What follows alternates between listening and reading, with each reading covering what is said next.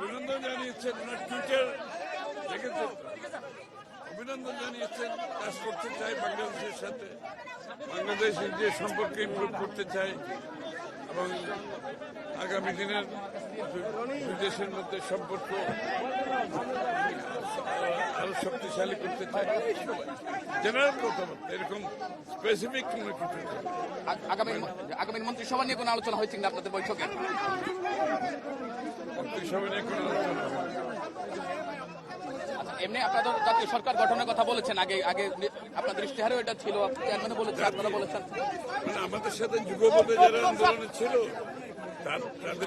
তাদেরকে সাথে রেখে আমাদের 31 দফা বাস্তবায়ন এবং জাতীয় সরকার গঠন বলা হচ্ছে। আচ্ছা, এই যে আপনাদের যে গণতান্ত্রিক বিজয় বলা, আপনারা নেতারাও বলেছেন জনতার বিজয়, গণতন্ত্রের বিজয়, দীর্ঘ ফেসিবাদ বিরোধী আন্দোলন পর আপনাদের লড়াই সংগ্রামের যে প্রত্যাশা সেটা পূরণ হয়েছে। আপনারা যে ফলাফল এখন পর্যন্ত বেসরকারিভাবে পেয়েছেন, এটা আপনাদের প্রত্যাশিত ছিল? একটা কথা বুঝতে হবে যে বাংলাদেশের, এই কথাটা আমি প্রতিনিয়ত বলে যাচ্ছি, বাংলাদেশের যে কোনো কঠিন সময়, যে কোনো ক্রান্তি লগ্নে বাংলাদেশের মানুষ বারবার বাংলাদেশ জাতীয়তাবাদী দলের উপর আস্থা রেখেছে। এবারও সেই কাজটা বাংলাদেশের মানুষ বাংলাদেশ জাতীয়তাবাদী দল এবং তার নেতৃত্বের উপর আবারও আস্থা রেখেছে। বিগত দিনও ক্রান্তি লগ্নে কঠিন সময়ে যখনই আসছে সেটা বিএনপির উপর আস্থা রেখেছে। এবারও তারা তাই করেছে, কারণ তারা জানে একমাত্র বিএনপির মাধ্যমে যে কঠিন সময় থেকে আমাদের উত্তরণ ঘটাতে হলে বিএনপির মাধ্যমে সেটা করতে হবে, বিএনপির নেতৃত্বের মাধ্যমে সেটা করতে হবে। এবং বিএনপির নেতৃত্ব তারেক রহমান সাহেব উনি যে পরিকল্পনার কথা বলেছেন, যে প্ল্যানের কথা বলেছেন, এটা বাংলাদেশের জনগণ এটার উপর আস্থা রেখেছে।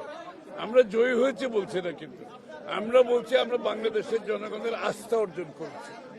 জয়ী হয়েছে একথা বলতে চাই না, বাংলাদেশের জনগণের আস্থা অর্জন করেছে, আস্থাটা রাখতে হবে। এটা অনেক বিশাল কাজ, আপনারা সবাই দোয়া করবেন। ভাই, একটা বিষয়, সংসদে যারা বিরোধী দল হবে, আমরা দেখি অন্যান্য সময় বিরোধী দল সরকারি দলের বিরুদ্ধে নানান ধরনের কর্মকাণ্ড করে, এইবারে আপনারা বিরোধী দলের মধ্যে আপনাদের আহ্বান কি থাকবে যারা হবে?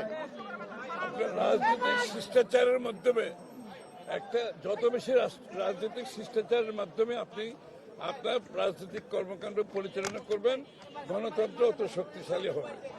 এবং আমরা যে গণতন্ত্র, বাংলাদেশের মানুষের রাজনৈতিক, সাংবিধানিক, গণতান্ত্রিক অধিকারের কথা বলছি, সেটা রাজনৈতিক শিষ্টাচার অত্যন্ত গুরুত্বপূর্ণ। সেটার ক্ষেত্রে সেটা সংসদের ভিতরে হোক আর বাইরে হোক।